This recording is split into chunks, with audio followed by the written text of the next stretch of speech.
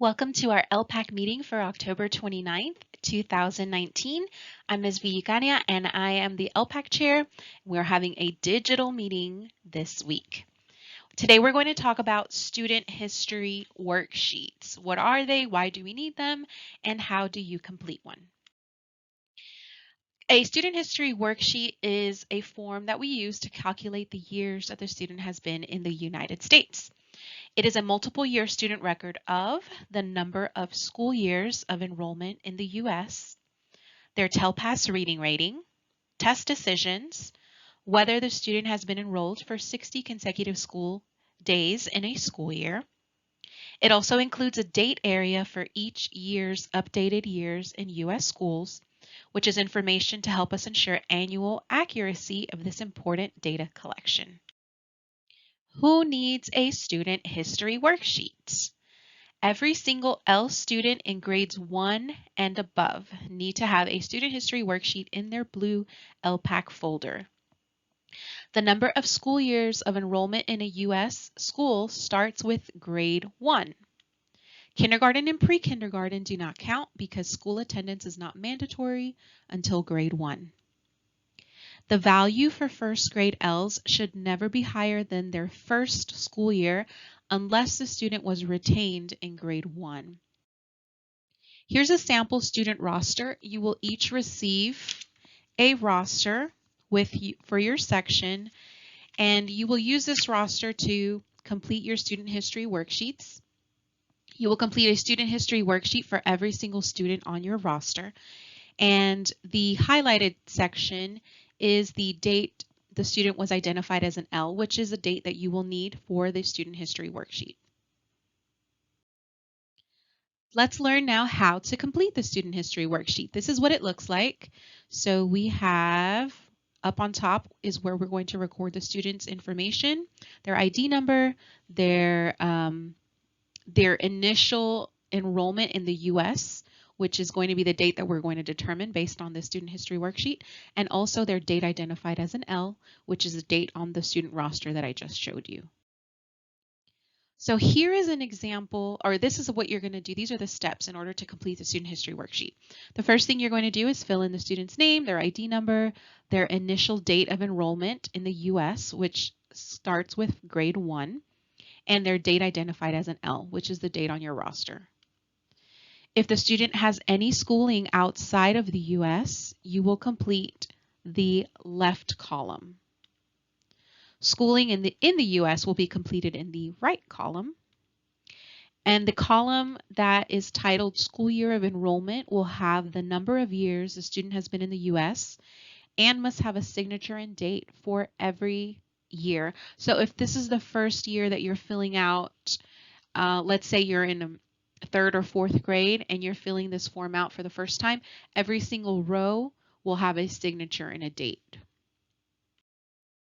So here's a sample student history worksheet for a student who enrolled in first grade. So let's take a look at this. Up on top, we have the student's name. We have their date identified as an L, which is their LPAC date that's on their roster. We have their ID number, and then we have the initial date of enrollment in U.S. schools. We figured this date out based on their first year. So here we have 2017, they were in grade 1, and they were in Dallas ISD.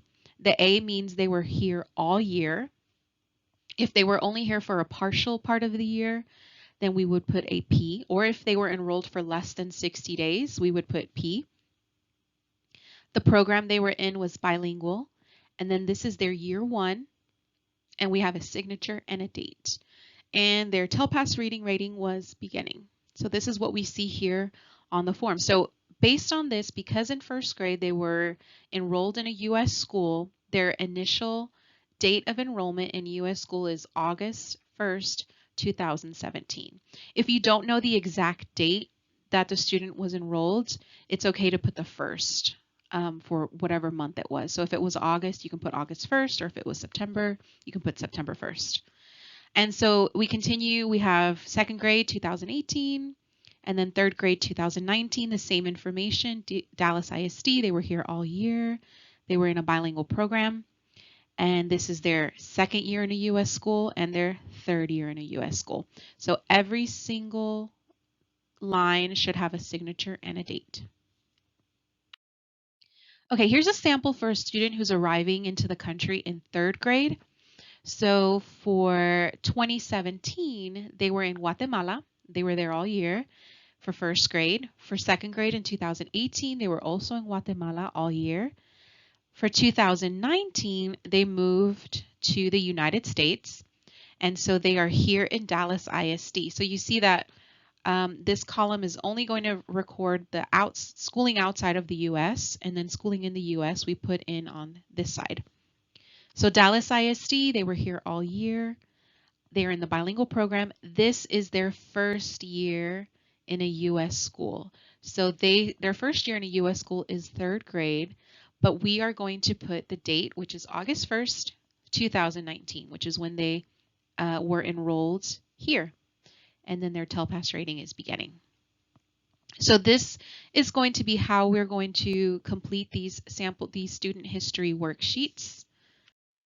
I've been talking about the 60-day rule. This is a recent legislation that began in 2013-2014 school year. If a student, in order to count as a full year of enrollment, the student has to be enrolled for 60 consecutive school days. If the student was not enrolled for 60 consecutive days, it does not count as a year. That's when we would put a P for partial. And this is not retroactive. So students who were enrolled for less than 60 days in the 2012-2013 school year, they still count as enrolled for a full year, even if they were here less than 60 days. Okay, so that's the end of our meeting. Just some important reminders.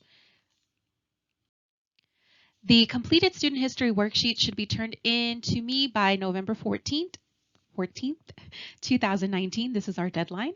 And after they've been reviewed, they will be returned to you, and you will put these forms in the student's blue LPAC folder insert, which is in their CUME folders.